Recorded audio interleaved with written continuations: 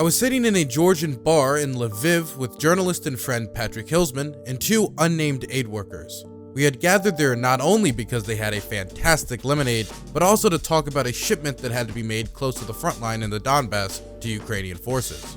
This wasn't the first time any of us had been involved with filming or delivering an aid shipment, but there was something different about this particular shipment. This wasn't a box of bandages, clean clothes, or food. It was a tool that had been used to keep secure communications and reconnect recently liberated Ukrainians with their families, on top of directing drone strikes for the military. I'm talking about SpaceX's Starlink. Starlink satellites came out of nowhere early on in the war to provide Ukraine with internet services as Russia attacked and disrupted the nation's internet infrastructure. While many early on thought this would be a vanity project for the world's richest man and new chief twit of Twitter.com, Elon Musk, Starlink has served a vital role in keeping Ukraine connected through the Russian invasion. This delivery would be very dangerous, as many deliveries in this war are. What we couldn't have known at the time was how much controversy both Starlink and Elon Musk would get in due to reports of service outages, threats to withdraw aid, and Elon's own controversial views surrounding the war. This would lead to a stain on what was a genuinely positive reputation Elon had with the Ukrainian community, as well as a lingering uncertainty about the future of Ukraine's fragile communication and internet infrastructure facing down Russia's invasion. This is Elon Musk's Ukrainian Gambit.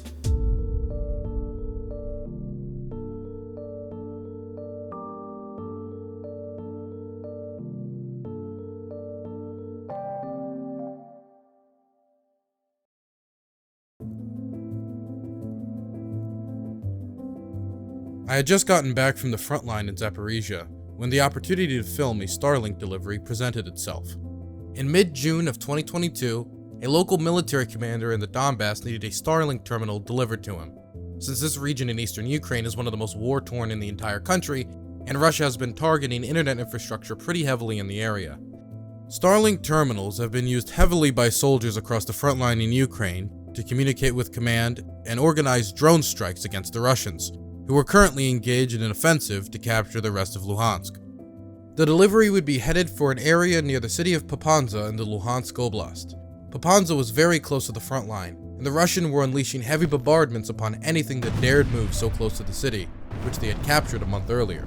There was not a building in the city that didn't bear the scars of Russia's symphony of terror they had unleashed in their attempts to capture it.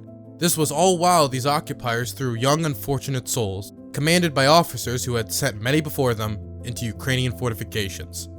The fighting was brutal, with high casualties on both sides, and each inch the Russians captured was paid for heavily in blood.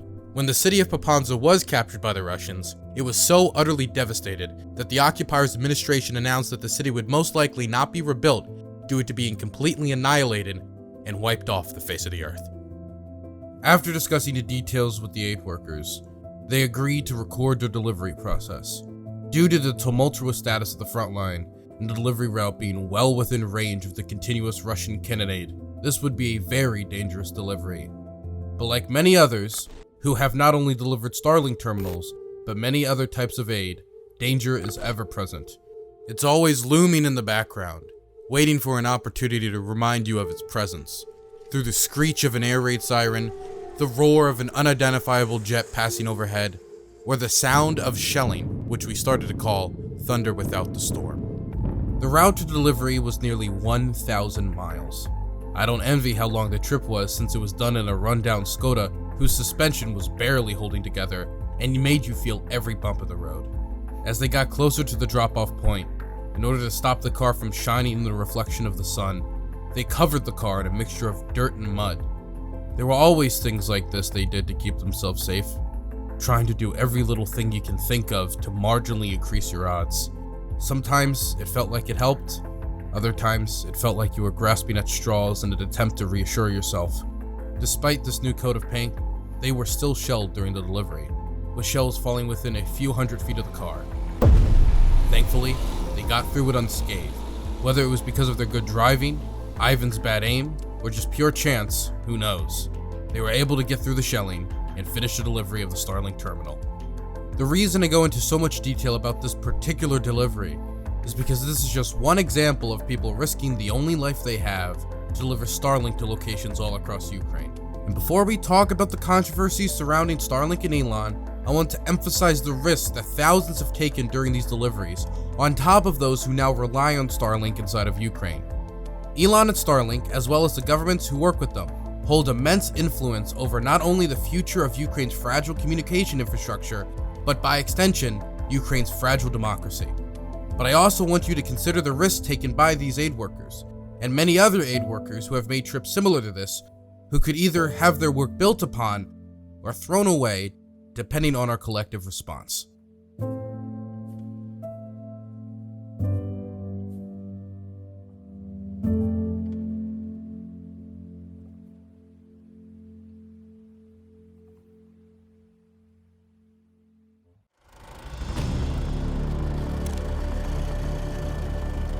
When the Russians invaded Ukraine back in February, it was chaotic, to say the least. While there had been some prior warning thanks to US intelligence predicting the invasion, with the earliest predictions being made November of 2021, that didn't stop both Russia and Ukraine from scrambling at the onset of the war. The Russians almost immediately ran into trouble as the fabled Russian VDV had a disastrous landing outside of the Ukrainian capital, failed to encircle Kiev, ran into logistical issues, morale issues, took way more casualties than expected, and took what we describe in technical war journalism terms as a massive L. While the Russians were not performing particularly well, they were still capturing territory across the country and would even capture the provincial capital of Kherson in early March. During these early weeks of the war, despite Russia's failures, there was still this general feeling in the air that Kiev could fall under occupation at any moment. In an attempt to stop this prophecy from being fulfilled, the Ukrainians scrambled. The Ukrainian government quickly redeployed troops, citizens took up arms to fight street by street if necessary, and Molotov cocktails were being made en masse as every aspect of society prepared to resist the invading army. It was in this environment that Ukrainian digital minister Mikhailo Fedorov faced another form of Russian attacks that needed to be resisted: cyber attacks. Fedorov knew the Russians would target Ukraine's internet infrastructure in an attempt to cause communication outages, mobile network outages, undermine command and control, take down government websites, and cause as much chaos as physically possible. With the Russians bombing cities and the frontline changing daily, tens of millions of Ukrainians were put at risk. Ukrainian civilians faced displacement, potential food shortages, power outages, Russian shelling, missile strikes, IEDs, and so many more dangerous threats. If these people were unable to get up-to-date information about these threats or contact emergency services, it could lead to who knows how many completely avoidable civilian casualties. Those same emergency services, like hospitals, also require the internet to function properly. Not to mention the fact that millions of Ukrainians were desperately trying to get in contact with their families. Something had to be done to keep Ukrainians connected.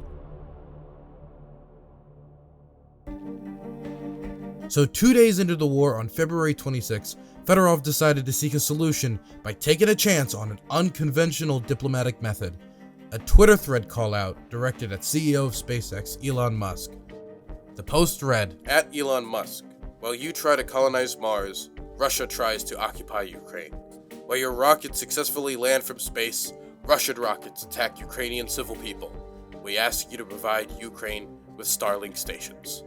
It may be confusing as to why a Ukrainian government official would attempt to convince Elon to send Starlink to Ukraine through rousing social media posts instead of some, sort of official back channel. But if you remember how hectic those early days were, when the Ukrainian government was pulling on every resource they had in order to hold off the Russian advance and garner some international attention, then it's easier to understand. Even though it had a low chance of success, at the very least, it would bring more attention to Ukraine's cybersecurity issues. Why not yell from every rooftop available? But why did Fedorov want Starlink in Ukraine? Well, while Ukraine is dealing with Russian cyber attacks and bombing, Starlink could help ensure generally secure data connectivity and communication across Ukraine that's necessary for the state to function. It relies on its own system of around 3,000 low-orbit microsatellites that transmit internet signals to a Starlink terminal antenna the size of a pizza box, which then routes that internet connection into a usable Wi-Fi router. All you need for this to work is for that pizza box-sized antenna to have a decent view of the sky, and as long as you have that, you're golden. You're connected to Starlink's own system of satellites. Because that's all you need, this makes it much harder for Russia to attack and disable Ukrainian communication. It also has other benefits. The terminal being the size of a pizza box makes it relatively small, which means many terminals can be shipped at the same time. This also makes it quite easy to set up. You can operate Starlink terminals on your phone, making it relatively simple to use. Despite some reports of congestion, Starlink's satellite system is in a lower orbit, and if SpaceX is to be believed, that should give them a faster speed than many of their competitors as well. Elon, probably to the surprise of Fedorov, responded 10 hours after he tweeted his request, responding by tweeting, "Starlink services is now active in Ukraine, more terminals en route." When I saw this, honestly, I had my doubts. The last time I could remember Elon trying out high-profile charity work was when a school football team had gotten trapped in an underwater cave in Thailand. Elon ended up building a prototype submarine, traveling to Thailand, only for his technology never to be used. Okay, no biggie. He tried to do a good thing, didn't get used, is what it is. But after the rescue was completed, some of those involved started to raise doubts about the practicality of Elon's submarine, and relations quickly started to sour. This eventually culminated with Elon calling Vernon Unsworth, one of the British rescue divers who had criticized the submarine as an impractical PR stunt, a pedophile. Elon called him a pedophile with literally zero evidence, Tesla stock dipped, and he eventually apologized for again calling him a pedo. So don't blame me if I had some lingering doubts when I first saw the news of the new charitable endeavor to help a war-torn nation. Would Elon deliver, or would this be another Thailand episode? But Elon was true to his word. Just 2 days after Elon responded to Fedorov, he posted a picture of over a dozen new Starlink kits that had arrived to be used in Ukraine. This chance encounter on Twitter would eventually lead to almost 25,000 Starlink terminals operating in Ukraine. They were being used everywhere by everyone. Ukrainian civilians were able to contact their loved ones and receive critical news updates about the war. The military was able to use it for secure communications and even directing drone strikes. When attacks on Ukraine's internet infrastructure did occur, access to Starlink allowed the government to quickly restore said infrastructure in areas affected by the attacks. My conversations with locals before the controversy happened, which we will get to in a moment, gave me the impression that Musk was generally held in pretty high regard amongst Ukrainians. 2 days into the war, when the majority of commenters still believed Ukraine's government was headed towards a quick defeat, Elon had helped them. He was viewed so favorably that the Odessa city government actually put up a billboard thanking him for the help. Even experts in the field who were dismissive at the beginning started to change their tune. Michael Kaufman, a defense analyst and the director of Russian studies at the Center for Naval Analysis, said in October, "Early on in the war, I was a bit dismissive of its efficacy, but I think it's grown considerably over time, and I think it's actually had a real significant role in what it provides the Ukrainians on the battlefield."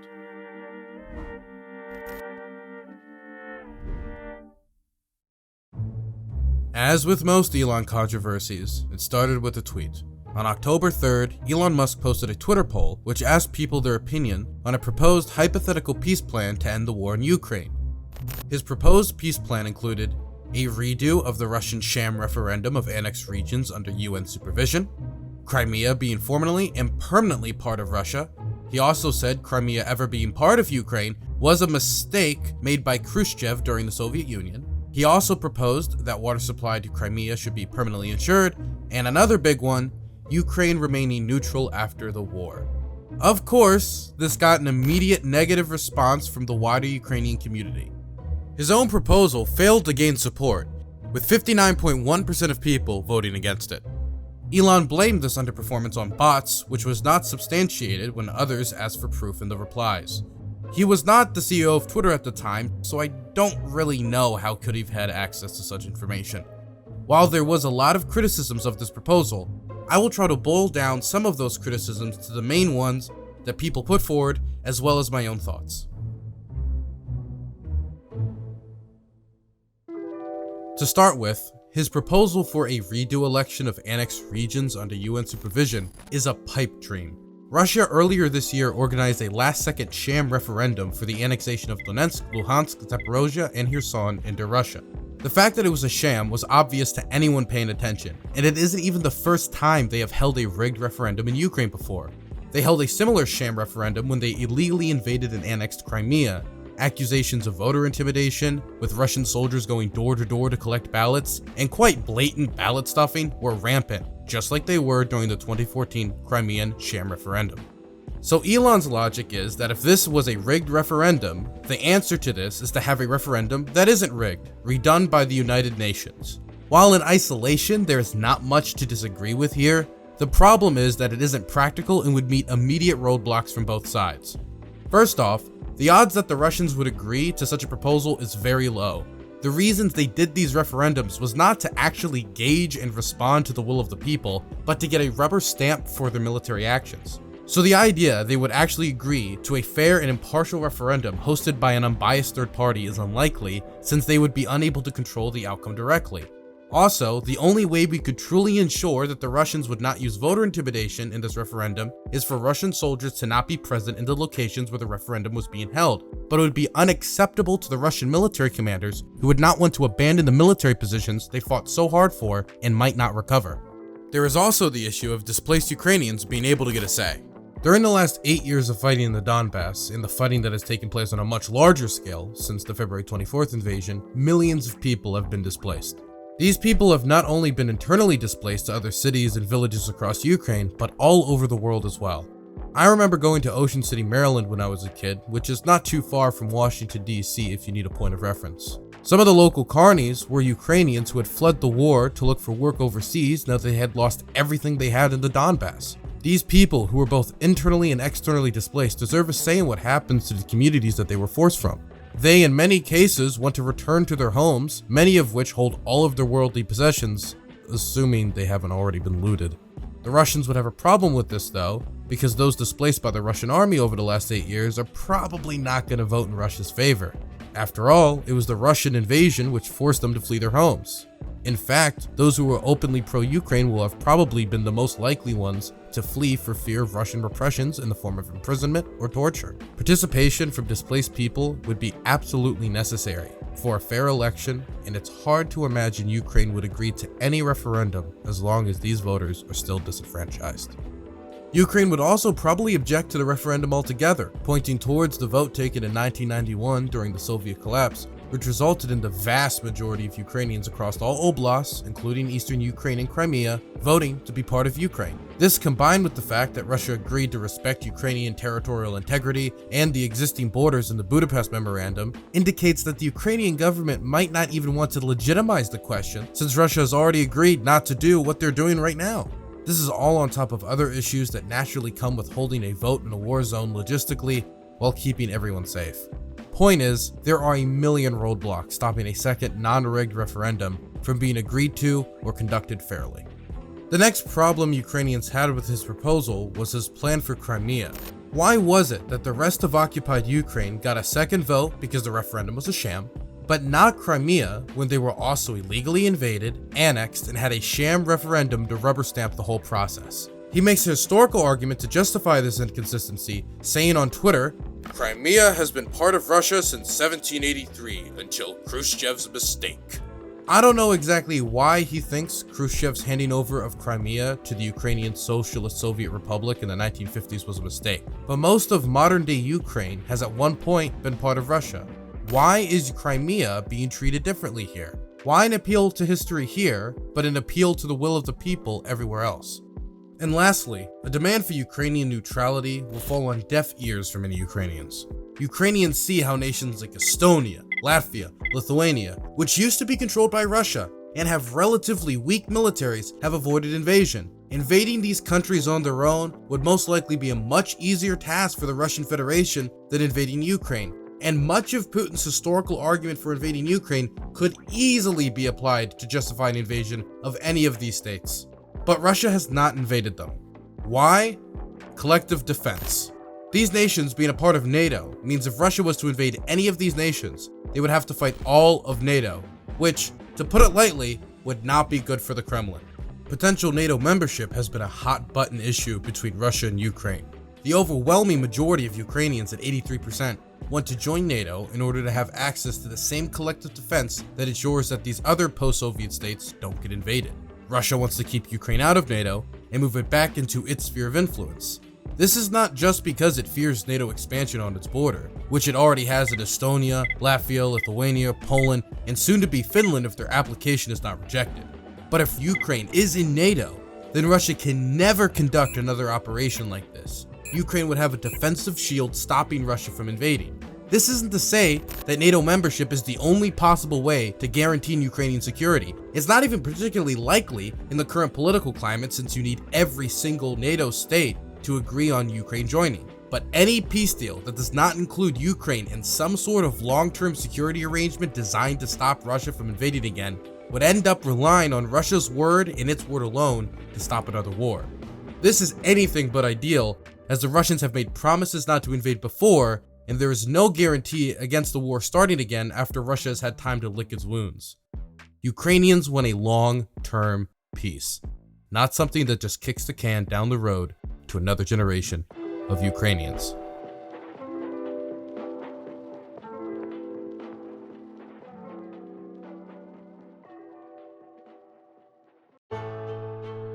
But this proposal was not the end of it.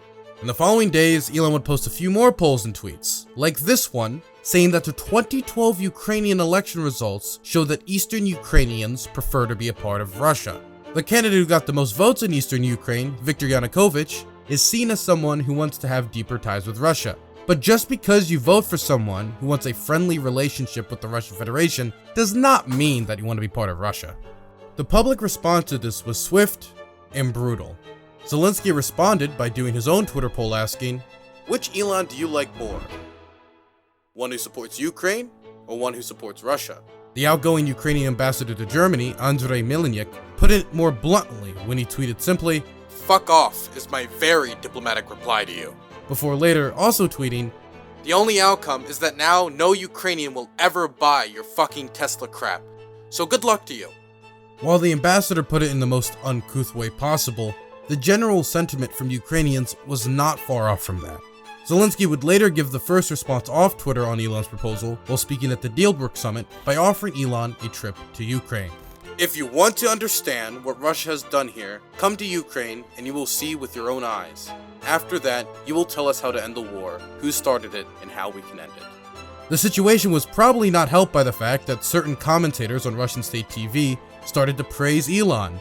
One said that Elon Musk is a talented, energetic man who has tens of millions of fans, and that he didn't see anything reprehensible in his proposal. He went on to describe how Elon Musk's proposal could be used against Ukraine in a quote-unquote information war due to Elon's fans. Russian state TV commenters openly praising Musk and his proposal as useful in the quote-unquote information war against Ukraine began to be looked at in a new light due to revelations from Ian Bremmer. According to political analyst Ian Bremmer, Elon rejected a request by the Ukrainian government to use Starlink in Crimea because he believed that an effort to retake Crimea could lead to nuclear war. He also claimed that Elon had a call with Vladimir Putin, and he was the one who told him that an attempt to retake Crimea would lead to nuclear war.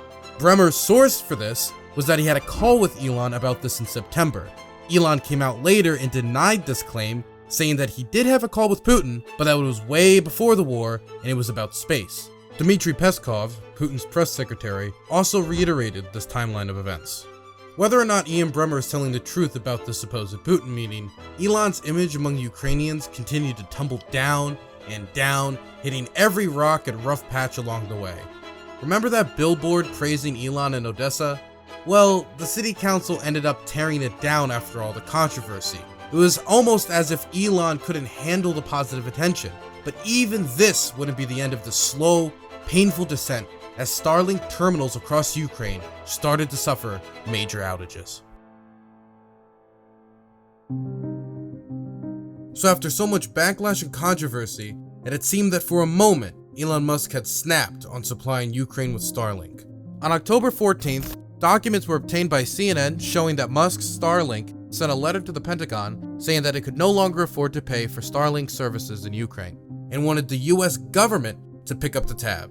Starlink requested $400 million to fund the military and government use of Starlink for the next 12 months. The reason the Starlink Director of Government Sales gave for the massive funding request was that Starlink is not in a position to further donate terminals to Ukraine or fund the existing terminals for an indefinite period of time. Ever since the start of the war, lost in the chaos of the fighting, how the Starlink program was exactly going to be funded was uncertain. This whole relationship with Starlink was done with very little oversight and basically no time for public comment, which isn't surprising since the deal was made on Twitter during an invasion. While many assumed it was being funded entirely by SpaceX and an extremely charitable Elon Musk, funding that actually came from a multitude of sources. Fewer than 20% of Starlink terminals in Ukraine were donated by SpaceX. The majority were either fully or partially funded by outside sources, like the United States, Poland, the United Kingdom, the Ukrainian military, and others. This also extended to the monthly service costs as well, but not to the same extent, with those sources covering 30% every month.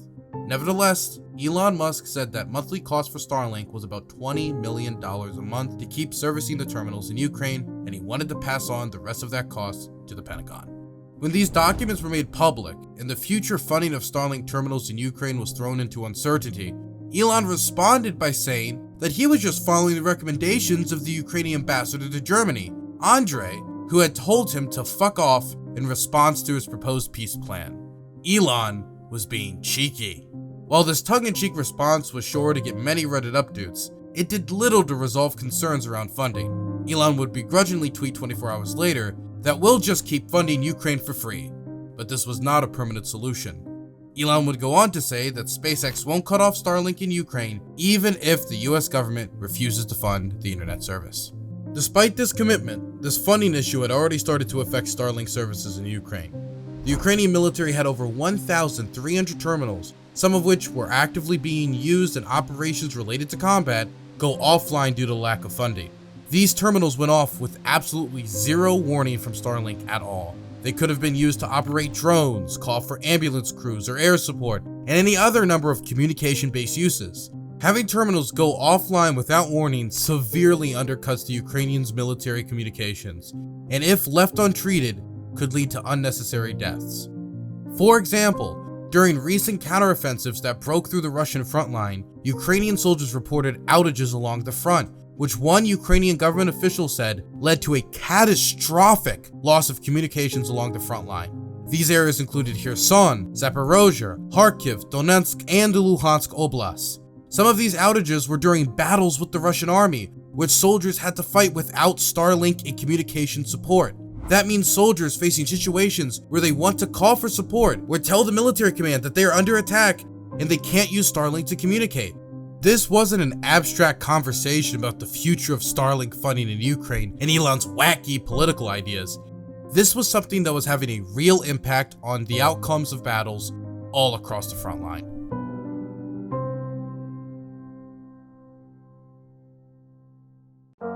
All of these controversies surrounding Starlink in Ukraine, one after the other, have gotten a lot of people worried about the future of Ukraine's internet infrastructure. I am worried about the future of Ukrainian internet infrastructure and Starlink. Mind you, I despise science and tech. Like, legitimately, you cannot make me learn how a computer works. I am completely reliant on systems I don't and have no intention to understand. But even I, no matter how technologically incompetent I am, can see that the current situation is not sustainable. Service outages, chaotic funding, and Elon's misguided peacemaking has undercut what has generally been a massive help to Ukraine. But is this really surprising? As I mentioned before, this arrangement was made with little oversight and no time for public comment, and arranged in a public Twitter thread 48 hours after the initial invasion.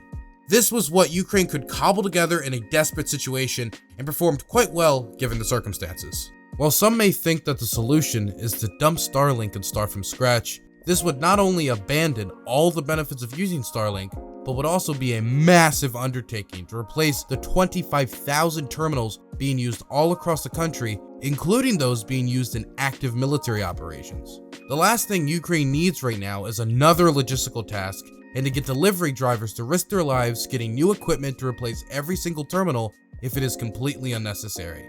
That does not mean we can't fix funding issues or confront Elon's eccentricity. So, what are some more reasonable options? Well, for one thing, these service outages need to be dealt with. They are having an active negative effect on the front line of the war. While there are some concerns about congestion, the main reason these outages seem to be happening is because stable funding has not been secured for monthly upkeep costs, despite Elon's stated dedication to keeping Starlink operational without US funding. One option is for the US Pentagon to pick up the tab through the Ukraine Security Assistance Initiative, which was made to ensure long-term support for Ukraine by financing contracts with American firms to provide weapons or equipment to the Ukrainian military. This isn't the only option. EU Foreign Policy Chief Joseph Borrell raised the subject of paying to keep the service running in Ukraine, but the idea is in the very early stages of development. The sooner the funding for Starlink is secured, the sooner the outages can be dealt with. The Security Assistance Initiative is already functioning and has been used to supply billions and billions of dollars of support to Ukraine already. No need to reinvent the wheel if we already have the tools in place to fund it. What Ukraine needs is stable, long-term contracts. No more funding on an ad hoc basis with no thought of one comes after today. I will say though, that if this is the route taken, then we should probably drop the pretense that this is a charity case being done on behalf of Starlink anymore. If the United States is footing the bill, it should not be done to subsidize the image of the world's richest man. Also, whatever long-term contract is arranged, Starlink needs to clarify the terms and conditions of their working relationship with the Ukrainian government. Tons of Starlink terminals had already been delivered to Ukraine before Ian Bremmer broke the story about Starlink and possible restrictions on its use in Crimea. These are things you hammer out beforehand so they don't pop out of nowhere and surprise either party. This would also stop any of Elon's bright new ideas about the war from disrupting the Ukrainian government's planning or operations. Now, Starlink has been incredibly helpful so far, but Ukraine needs to diversify communication and internet infrastructure. As useful as Starlink has been, service outages and its controversies have left both Ukrainian and American officials extremely uneasy about its long-term stability. Ukraine should not allow its communication abilities to be held together by a single company. Not only because of what appears like an outwardly unstable relationship, but also because Starlink is a relatively new company which started just back in 2019. Putting all your eggs in this billionaire's brand new basket might not be the smartest move for a war-torn nation. Ukraine needs a backup plan if this doesn't work out, or if other roadblocks are encountered in the future. Russia wants to exploit any weakness they can find within Starlink or any other service provider in Ukraine. The more options available to Ukraine, the better. And there are other companies who could try to step up to the plate, like Viasat, which is already providing KSAT services inside Ukraine and providing free Wi-Fi for Ukrainian refugees in Slovakia. The more providers Ukraine has means the more options if something goes wrong. The same level of resilience the Ukrainian people have shown should also be reflected by its infrastructure. That resilience was shown by the delivery drivers who transported the Starlink terminals to the front line, putting their lives at risk to do so. No matter what the future of Starlink in Ukraine is, we must guarantee that those who risked it all to get the job done and deliver Starlink have their work built upon, not destroyed. There's also a question, which I've been mulling over for the entirety of my time working on this piece. Putting aside the dangerous and desperate situation Ukraine finds itself in, should Elon Musk have this much influence over any nation's security? Should any one man, who is unelected by the people, but chosen by finance, be determining the fate of a nation at war? Is one of the richest people in the world's level of charitability, which could change at any particular time depending upon the situation, a stable foundation to build a communication network or anything for that matter?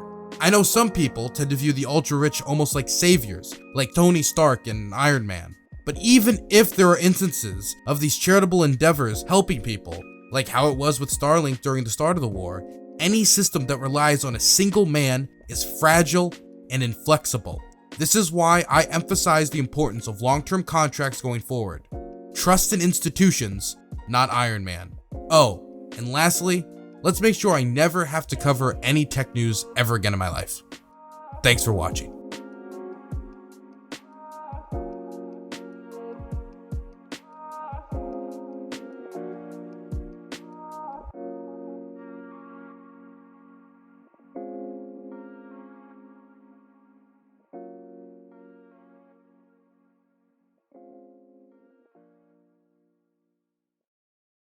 Quickly recorded an improvised ad break. Hey, I hope you're enjoying the video, or you enjoyed the video, depending upon where this is placed by my editors. I want to let you guys know about two things. The first thing is, hey, doing this type of on-the-ground journalism stuff is 10 times more expensive than hosting silly debate panels like I used to. So I would really appreciate if you donated to my Patreon at Dylan Burns TV at Patreon. It would greatly contribute to me going back to Ukraine and doing the type of work I want to do. And I would really like to continue to capture stories like this, share them with you as I get better and the quality improves as a journalist as I continue to learn more and more. Also, you can find the content that I used to make that used to go on my main channel, my stream content. I'm still doing that. It's just going on my live channel, Dylan Burns TV on Twitch, and it's getting uploaded to my second channel where I post all my live daily type content where I post 2 videos a day. Dylan Burns Live. That's DYLANBURNS live. I would appreciate if you sub to that, join the Patreon. I appreciate it.